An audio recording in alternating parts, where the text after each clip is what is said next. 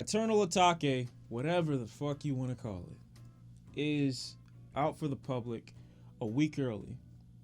This must have been meant to be, because out of nowhere, I decided to cancel everything that I was doing today, last night, at the drop of a dime. I don't know why. I just was like, you know what? Tomorrow's not the day. If Uzi's anything like me, when you've got something that you've been working on for a long time and you really want people to see it, it's really hard for you to keep your mouth shut and stay contained. I do like how active the dude's been through social media, and I didn't expect him to drop early, but I did expect him to drop a couple days early to avoid a leak. Y'all know I'm not the biggest Lil Uzi fan, right? I haven't been a big fan of his albums and mixtapes. I've been more of a fan of Uzi when he drops a random good verse or he's a part of a really good song, like EXO Tour Life, 20 Minutes, New Paddock. There's a couple of songs that he's made that I'm just like, that's the one. But I don't think those talents and that personality is ever expressed over the course of an entire album. But I'm hoping that's the case here. I am really excited to listen to this album. Going in raw, I'm going in blind. Let's hear Eternal Atake. I'm gonna switch it up every.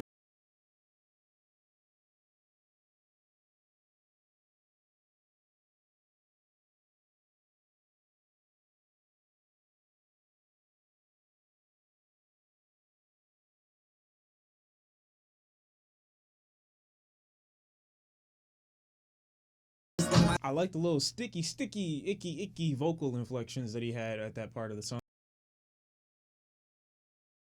That track was becoming a little overbearing, a little too much, but I do like that synth that was just like lingering in the back as like some type of rare Pokemon. I think the album cover, at least for that track too, is actually really appropriate. I could picture myself like in that setting. Overall, the first track, not too much to say about it. It's not bad, but I wouldn't say it's like an Uzi signature. Track number 2 is Lo Mein. With the cash like an EXO chain, 5,500 nigga. That's he started this track kind of how I would expect Playboi Carti to start a track. King of my city like Leon, man. Hitting these niggas by Eon, man. She let me touch for the free on, man. Way too sticky, yeah. Way too sticky. You know, I'd rather him just say I could get him wet than say I get him sticky. I don't know why, it just sounds way worse. So another track kind of similar to the first one. I can say that I like Uzi, you know, rapping more on this project, but I am kind of missing, you know, the melody-driven elements of his music. You know, I kind of want that to kind of be a main point for the album. So the first 2 tracks, like I said, aren't bad, but I'm looking for more of Uzi to kind of come through the production here. Silly Watch. Funny money, no, this is not no silly guac. Got a richer Millie, this not a silly guac. Yeah. I'm in LA, keep track of these diamonds. That sounds good. It's weird because it's got the same kind of generic thing going for it that the previous 2 tracks as far as the foundation of the instrumental is concerned, but the piano arpeggio that's like really smothered, I like that. It adds something to the track. For the most part, content wise, Uzi's not doing anything different on here, so yeah, nothing really noteworthy other than the production on that track, but I still like it. Out of the 3, I think that one's probably my favorite so far. Track number 4 is Pop.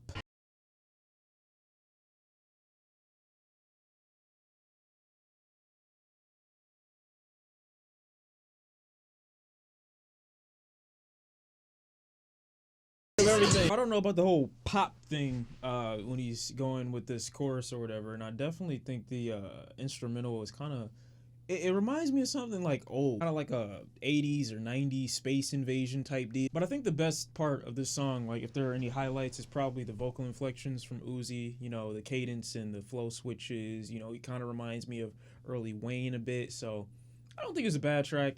Just another track that's kind of like filler to me. Number 5 is You Better.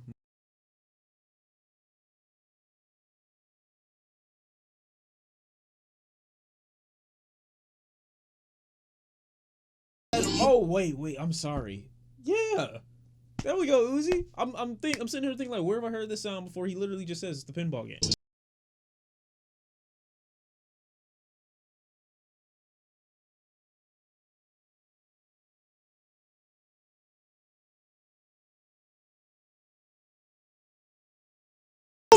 I really like that track.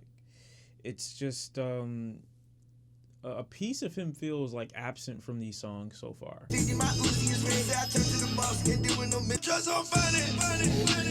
I don't know know what I was expecting from this album, but I think in the back of my mind, I wanted some cinematic kind of experience, just like the build-up that the music video had to Eternal Atake.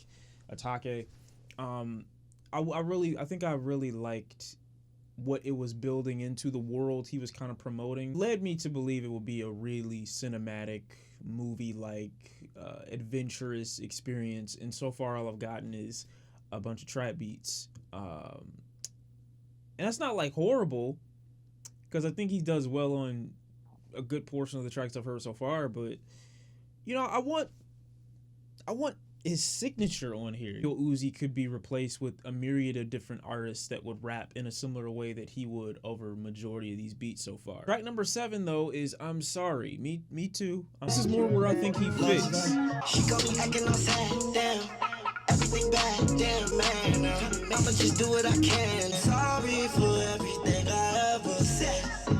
An apology for someone's misinterpretation of their relationship. And I like the instrumental here. It's a little bit more lighthearted. It's a little bit more playful. It's not as generic as what I've gotten from the past 3-4 tracks. He's more of a rough draft kind of rapper. You know, rough draft is like where you say whatever is on your mind, really, but you don't really come back to revise anything. You just put it out there. I think that's really where he is as a rapper. It does make me want to dance though a bit. It does. Number 8 is Celebration Station. I stay with her back, make that give him a reason to hate. So my niggas shooting again. I keep my roof, drop that shit again. She saw my dick that she might.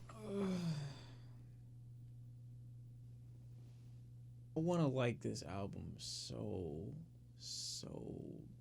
bad. I feel like this is like a holy grail. Like this is a diamond cup filled with the most purest water I could ever drink in my life, and I'm just like sitting here not mesmerized by its obvious value. That or its ass. Track number 9 is Bigger Than Life.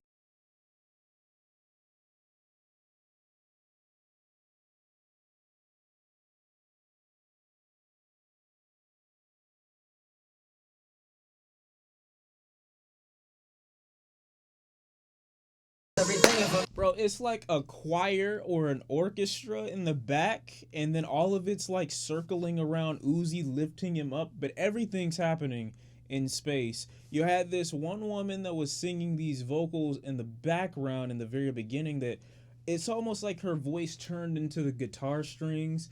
It's great. This is probably the most cinematic and the most like I guess picture to mental description that I've gotten off this album so far. Okay, Uzi, that was like some choir trap. Track number 10 is Chrome Heart Tags. Never wanna see everybody, they be changing now. Now you see with the cheese, but all the dumb shit that you did, can't believe that I really kept you. Ask the where I'm trying. It's like Uzi's on the cusp of entering heaven, which is like the explanation for why these choir-like vocals keep randomly supporting his voice, but he's still stuck in the physical realm. The only way he can get like the euphoria of both is to be just somewhere off in the distance in space. Never quite pure enough to enter the gates, but different enough to remain in a different space in this dimension in the first place. She ain't never gonna talk back. Get big money, that's a tall bag. Track number 11 is Bust Me. Took so long, she started rushing. And when you got this type of money, you were yes! What the fuck? On my phone line, study bus. Now she want a slow grind. She said yes. I was no.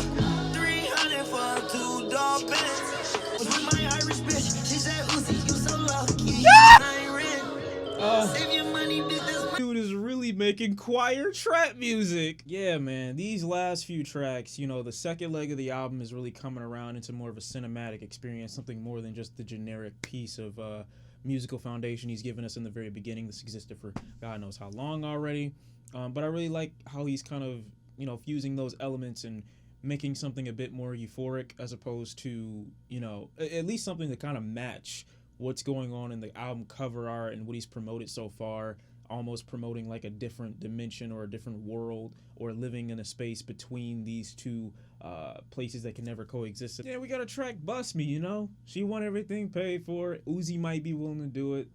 It's good. I like this track a lot. Track number 12 is Prices. And this is the way back sample that all of y'all just loved to tweet me.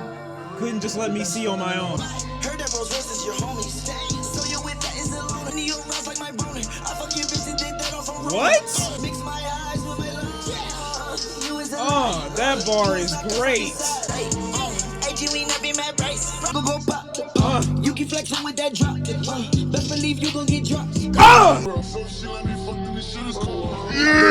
Prices is great. I love Prices forever. Now, honestly, the way he's using the way back sample makes it sound really like unorthodox and really like clunky or just kind of ugly in a way. It does help to promote this whole idea of like an alien ship like flying through, or this different species just coming down personally to kind of dissect Uzi and get him to kind of reveal whatever. I don't know, I'm going with my own thoughts on that, but it's like this track here, I don't know why, even though the sample kind of sounds a little off, Uzi's still in tune for a funny or wittier bar every now and again on this specific track. This track could have done with some really strong synths. I really would have liked to see where that would have went, but honestly, this track, easily my favorite. It's like getting caught in like this wormhole and having to like find a space. It's like there's a space between this dimension and another dimension, and like Uzi's caught in the middle. Like that's what this track feels like. Track number 13 is Urgency. No,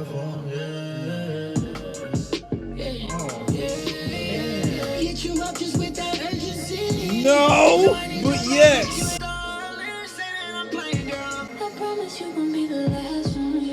I think it's cool that he got Sid on this track. I haven't heard from her since her Always Never Home EP. I don't know. I think she's released something after that that I just don't think I heard yet. I think her vocals could have been like more of a standout. I think they're kind of whispery, kind of low tone in the very last leg of this track, or last portion of this track.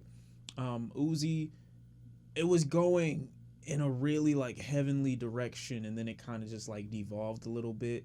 But it's not a bad track. It's really not. But I like the chorus. You know, I treat my red bone like I keep my dark skin like my red bone. I mean, it's a little, you know, but I get it. I get what he's trying to do. Yeah, as fast as I can. Yeah, she was up on his dick. If she holding up the ball, yeah, got a ball. Yeah. Right, I get what I don't get it. I see. I'm blind. This track is just, you know, it's the formula, man. It's the formula. I don't know what that bar was about being 18, and I mean we love a I guess a legal king. I don't know what like. It's just another. It's formulaic. It's really formulaic. This track. Point A, point B. ... Number 15 is Secure the Bag. This is a game. This is a game. This is a game. And that track was sleepy as hell. It got boring really fast. But last track on here, because we've already heard Futsal Shuffle, which I really like. That Way I wasn't a big fan of. I don't like the Backstreet Boys sample that he's using on that track, or like how he's referencing it. P2, track number 16. This could be great. Yeah. I'm getting back to it. You ain't shown really cares. Oh, come on. That's not fair, because it's too easy. You know I like EXO Tour Life. You know that's one of my... I think I put that in my decade list. You know I like that track a lot. But then it's like, it's darker now. It's darker now. And now I'm walking with my how to keep my head high. I got a horse. The bills coming in bust downs. Counting with my thumb now. Money make me numb now. I don't realize it's not fine. So this track here, even though it's a, you know, basically almost cover of his EXO Tour Life track, I actually really enjoyed it. It's darker. It's much more numb. It's much less concerned than EXO Tour Life was. I think the thought behind a lot of this album, if there is any, is how routine Uzi's life has become, almost to a point where in the very beginning I actually didn't understand why that music video was the way it was, but Uzi was almost working in like a cubicle. And I think that is a bit of a reference to how formulaic and how routine his life, even as flashy as it may be, even as adventurous as he might be able to be with the resources that he's got, everything that is available to him right now, I think he still found himself in a day in, day out routine where there isn't much excitement or isn't that much giving him inspiration, motivation, or happiness in this day and age. So I do think Uzi, even though he's an artist, is kind of falling into the same tropes that someone who would work in a cubicle every day is falling into. And I think that's illustrated by a lot of the content that he talks about on this project. I'm not a big fan of flexing and going back and forth and over again about how much money you've got, what car you drive, how many bitches you fucking. But I do think it kind of traps itself healthily onto the project where there is a bit of a routine constantly, and then out of nowhere, it seems that around the second leg of the track listing, he kind of starts doing this choir trap thing, and it's almost as if he's stuck in a spot in between, not like I said, unique enough or chosen enough to make it to the other side without sacrifices, but at the same time having to deal with everything that he's dealing with and the tropes and the routine like lifestyle of this world. And it's like being stuck in between, and that space in between can either give like extreme happiness or extreme sadness, because you know what you're looking at is so great but you can never fully get it. You're looking over here like, this is what got me to this point, and I've still so much that I love over here, but it's not quite as great as this thing. I don't know, if anything I get from this project is kind of like a guy who's desperate to break his routine, and that's really like the extent, I guess, of conceptual creativity that I can give the project right now. I'm only one listen in. He does take a lot, I won't say too much, but he does noticeably take from people like Playboi Carti on this album, people like Wayne, and I don't think that's a bad thing all the time. I think sometimes it can help the tracks, but I would love for, you know, since there's so much rapping on this album, I would have loved for there to be some like refinery to the things that he was saying to kind of make some of the things that he says come off a little bit more hard hitting. There are moments here where he says something, I'm like, wow, didn't expect Uzi to say something like that. Instrumentally here, we go from like generic trap shit to cell phone dance music to choir trap music, and I think that portion of the album is my favorite. It's the most heartfelt, it's the most world bending, it's the most cinematic, so that's probably my favorite, the second leg of the album. It gives Uzi's personality a bit more of a chance and space to shine, as opposed to the earlier tracks where it was kind of forcing him to rap. There are a lot of generic cuts on this album. I'm not gonna lie, there's a lot that could have been taken away from this and replaced with something a little bit more creative, or just something that could have taken a little bit more time. I mean, there's a lot here that I don't think I'll ever return to. It's got me wanting to go back to his previous catalog, with the exception of Love Is Rage 2, because I still don't like that record, and I definitely like Eternal Atake more than that. It's got me wanting to go back to his previous catalog and just see a run through, because I don't see, and it's unfortunate with the hype that was built up behind a project like this. Obviously, people's expectations are going to be ridiculously high. Me, not so much, because I wanted to go into this liking a Lil Uzi album, because I haven't really liked Uzi albums or projects like that before. So I can definitely see the value in something like this. It's just unfortunate because I do think it's probably gonna, the project as a whole, it's probably gonna age like milk. With the exception of some really strong solo tracks here, I just don't think the project as a whole stands together. But I can definitely see someone enjoying it, but just not me all the way through. But that's how I feel about the Lil Uzi Eternal Atake. You know, it's not bad, definitely not great. There are some really strong moments here that I wish were kind of tapped into more and developed, but hey, it is what it is. Thank y'all for watching. You let me know how you felt about it in the comment section down below. I'll see y'all next time, and I'm out. Peace.